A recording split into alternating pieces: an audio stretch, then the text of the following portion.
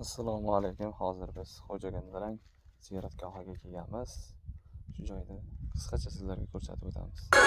Amir Temur bog'i jonim baxmalim Xo'ja kundalang eng so'nggi maskan Malik ajdar uchun ko'hi orifon Temur qadim demak bu soyib qiraman Amir Temur bog'i jonim baxmalim